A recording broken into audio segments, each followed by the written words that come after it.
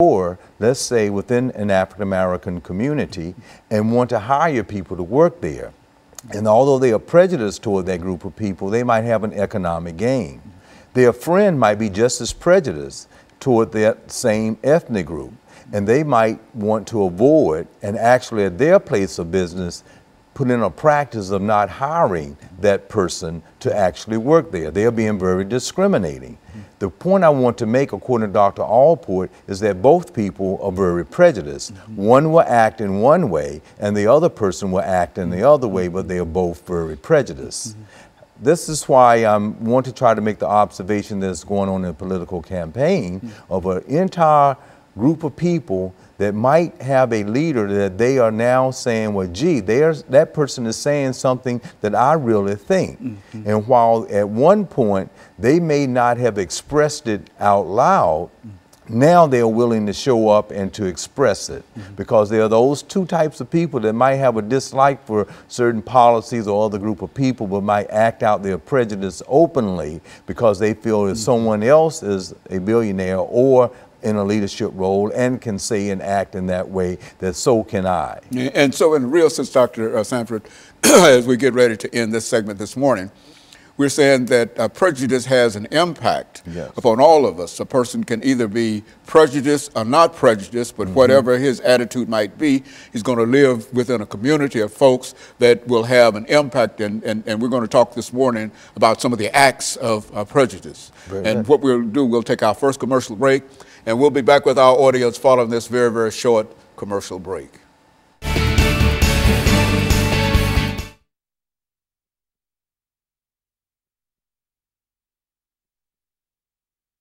He has these 5 different acts of prejudice, and I want to kind of get through them. Then I want to be able to come back in that other segment and spend time and see what's going on with groups of people who might belong to a police force, that might be real cordial, might go to church to people, but they still might have that prejudice attitude, and they may not act in the church toward it, but they might be a police officer and see someone and then act in that way. Okay, and what I have to do is to bring us back into this second segment and let you give that out. That's right. You don't want to confuse me with too much information. Okay, just those acts on prejudice. Yeah, that's where you ended that. Yeah, the acts on. Yeah, we're gonna come back. We're gonna hit it. Yeah, and I was hoping I did an okay job in setting up how you can have 2 people, just 2 different people. Yeah, well, that's 2 different they could be friends and one will but act on it and discriminate. Everybody is impacted by prejudice one way or the other. That's it. You see, and so either you are or you know some of your friends are. That's right. And you have to deal with that. Very good. All set? Well, I think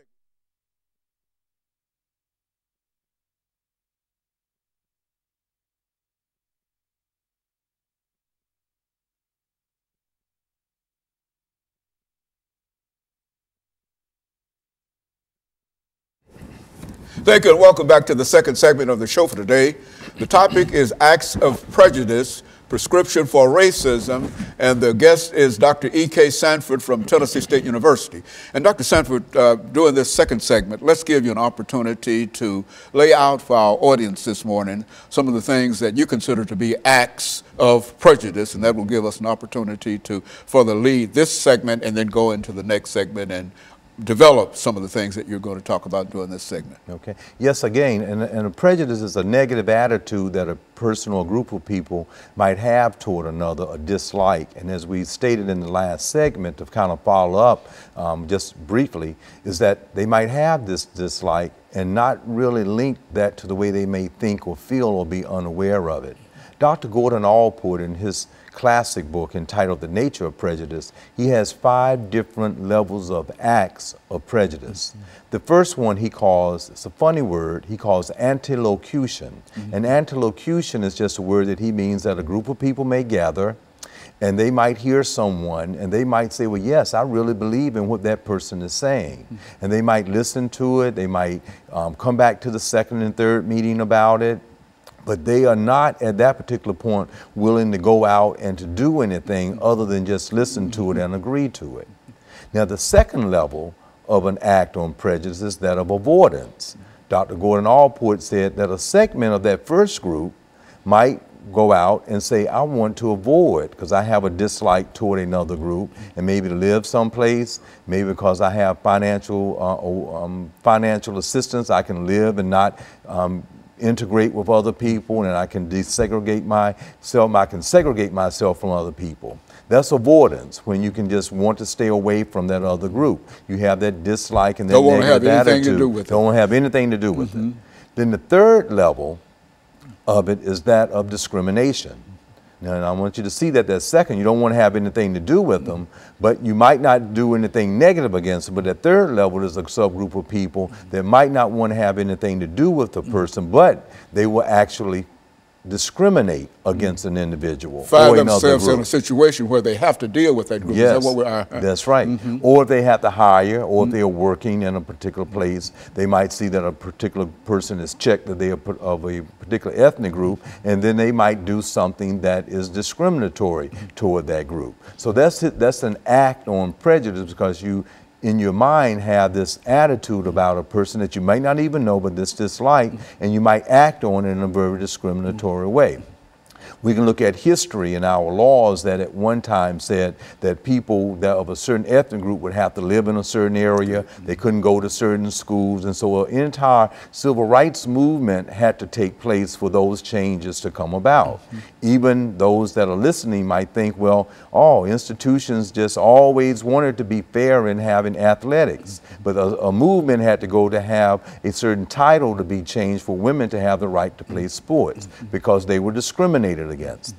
So then he looks at the next level of acts on prejudice, is that of physical attack. Okay. That's when they have this negative attitude toward this other group, that they're not only wanting to avoid and to discriminate, but they're going to organize themselves to actually go out and to then physically attack another group. We might remember the dark history in America where the Ku Klux Klans may have gone out and burned houses down, crosses, very intimidating. And that was a physical attack. And then the fifth level is called extermination.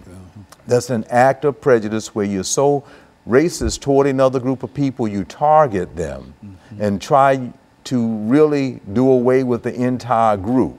That's extermination. Physical extermination. Physical extermination. Yes, you were just clearly trying to do it, and we can see that's the reason of World War II, because of what happened in Nazi Germany, those types of things occurred. So we have those types of examples of acts of prejudice that is within our society today. Now, what I wanted to try to share that for is simply this. Presently, we have a reoccurring pattern that exists within our society of different groups of people that might be a part of antilocution, and they might work well with others, but when they go out into the workforce and they meet someone that might be a particular suspect, something in the subconscious might move them from the antilocution to the whole idea of a physical attack, and then they might unwantingly shoot that person or kill that person. And they would see some things that really didn't happen to try to justify it. But this is the same type of incident when people get together and say, well, we're going to really go to a place in an organized way and do something to some people. So now we're in a society where some people are feeling victimized by this peculiarity of acts on prejudice that might be at the level of antilocution, where they might do a little bit of the avoidance within the workplace and stay away. And then people there might leave with a certain feeling, and that person that avoided might not think they did anything toward that other person at all. And then they might even have a little discrimination that might be going on in the workplace, and everybody might meet and have a donut or coffee, but that person might get this feeling that they are not accepted. And now they will then have some of these acts of prejudice where they might move to then do some physical attacks, because what they have personally felt is going on in their life, that they went to school, they tried to assimilate, they've learned the language of the dominant group, they're dressing like the dominant group, and they're still not being treated fairly. And then they might go out and then be in a postmodernist age, have some thoughts about something they see in cyberspace, Facebook or whatever, that might make them make a decision to go out and do a physical attack about some other attack that was done against them.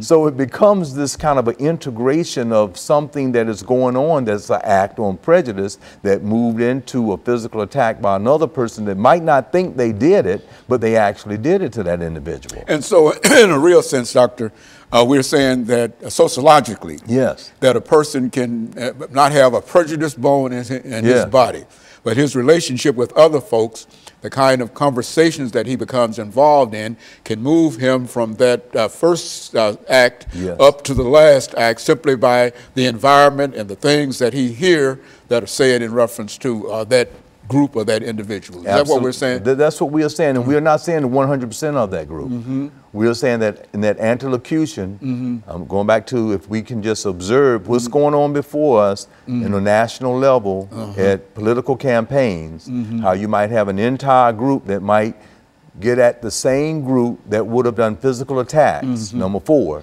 Ku Klux Klan, David Duke.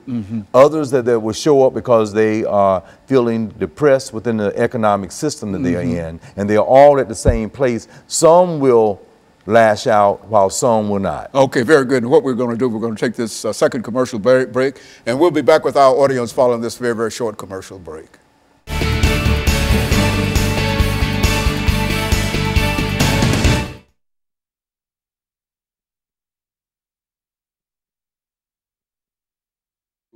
A situation where he might run across that first stage, and by simply being in that group, he can move from one stage up to another, from not knowing anything about him to now you want to kill him. Yes. Is that I said that's a real progression. And this is what I'm seeing with Donald Trump and his group. See, I don't think anything is wrong with Donald Trump. I think he knows that that group is out there, and then when he says that, his polls keep going up and up. So he started using that language over and over again. Make that as a point. That's a point. That's a good point. Yeah. Okay.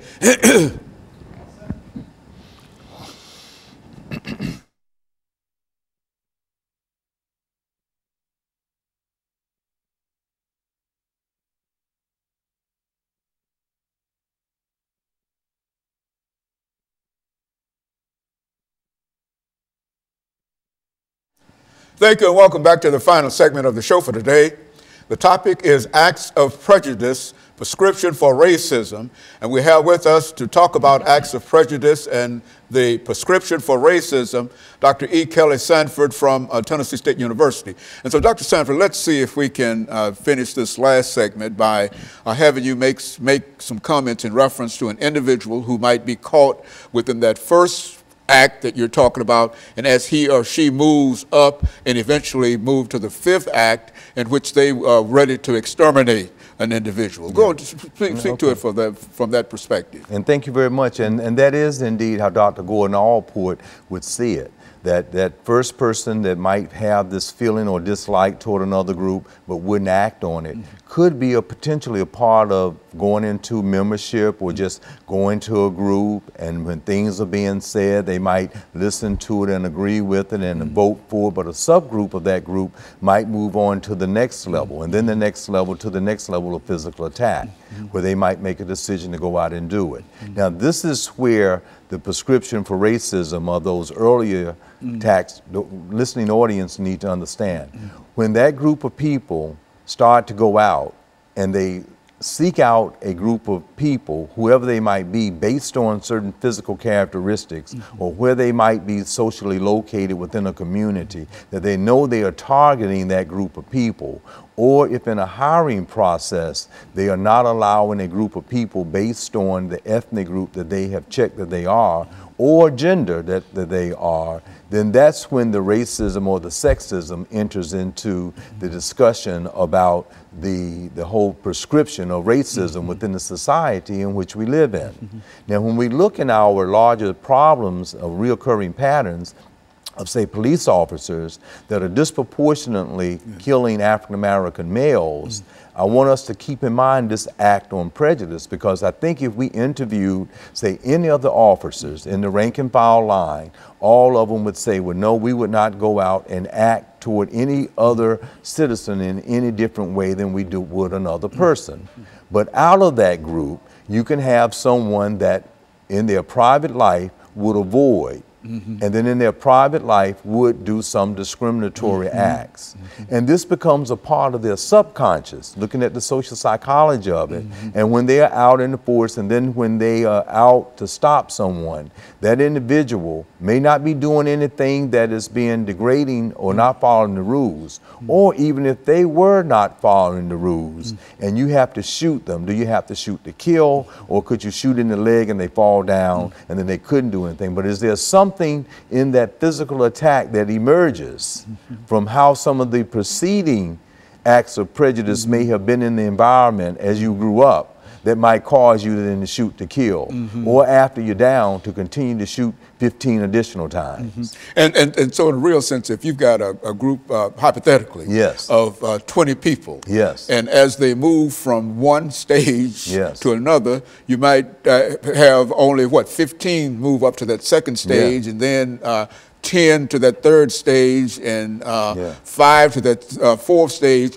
And that fifth stage, in which there is an idea of extermination, you have only 1 or 2 out of those 20, but all might be considered to be what? Prejudice, but they've moved from one stage to another stage. Yeah, that's absolutely right. And now, as we are seeing this radicalization of other groups that are probably experiencing within the society or system in which we live in, some of those acts of the lesser stage of prejudice, they may then start thinking, how can I get back at that by this physical attack?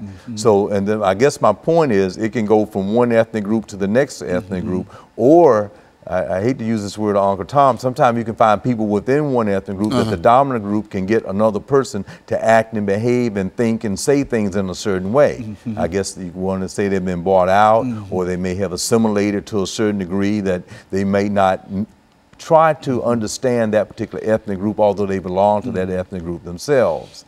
However, going back to this issue of the problem that we are seeing in our society today, many people that might be the victims of it are now turning that into another type of act on prejudice and physically attacking. So I hate to date it, but as we have this conversation, there have been many types of attacks that have occurred in America and throughout the other country, and some people in their minds may be acting this thing out in a more physical, or to the point of exterminating another group of people, or the idea that another, even entire society, they could, regardless of who is in the building, if they are just called American, they want to get rid of them. So that's an extermination, an act on prejudice as well.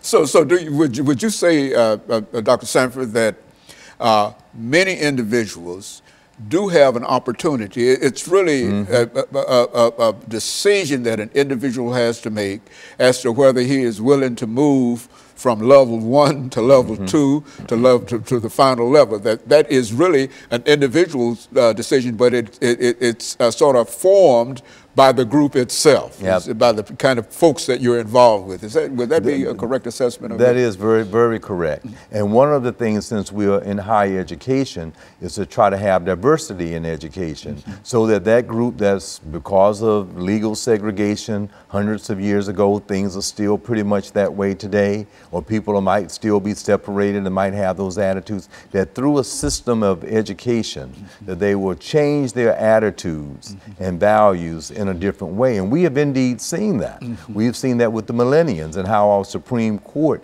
now allows this discrimination that was going toward gay brothers, lesbian sisters of being married. Now they changed that law because there was a change in people's attitudes that were born in the 80s and the 90s. And so the same thing with the civil rights movement, when there was an act of prejudice, of discrimination, as well as physical attack. With a social movement that went on and on, laws were changed. And now, supposedly, there are improvements to the point that we have a first African-American president, two-term president. So we see change with the whole infusion, but you have to understand that those things are there. And this places someone in a high authority level to have to understand that much of the anti-locution is still very present, that first level within our society, of people just feeling in a very prejudiced way.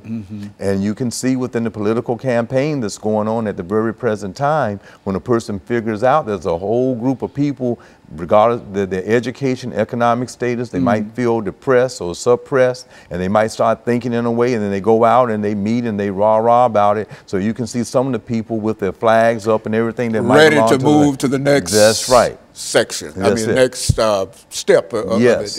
And so it's a thing of progression, you know, and if a person can exclude himself or get away from that kind of thing, he won't have an opportunity to progress. But as long as he is involved in the middle of it, he goes up with the rest of the group. Is that what we're saying? That's what we're saying. And we think we have a better America with more diversity, because we'll strengthen numbers, strengthen everybody being along and getting along. And we have the institution of religion that's supposed to help everybody have this type of ethic about ourselves. But the question becomes, as Max Weber would say in his classic book, the Protestant ethic in the spirit of capitalism.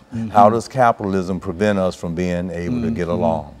And so in a real sense, diversity is the most important element in terms of bringing people together, and more diversified a group is, then the less likely they are to be able to move from, they might move from level 1 to level 2, but if there's quite a bit of diversity, they're not going to go up to level 5. That's right. And intellectual diversity. You can live in another area, but intellectually you have to understand about the culture of other people, and then that would let you have a different level of respect, that you would not move into wanting to be discriminatory because intellectual. That's why we want in schools to have a diversified curriculum from kindergarten all the way through the 12th grade and through undergrad. So if you lived in an isolated area, you still have some intellectual awareness about diversity. And Dr. Sanford, we're getting ready to end this show for today, but let me thank you for bringing that excellent information, because I think that it sort of demonstrates some of the things that we see. The more people become involved with discrimination, the more they are likely to not have any problems with discrimination. But if they become involved with diversity, they're going to become more diversified. You see, and I think that's good information, and I appreciate it, and I thank you. And let me encourage our audience to tune in again next week for another informative edition of Comments. Thank you, and good morning.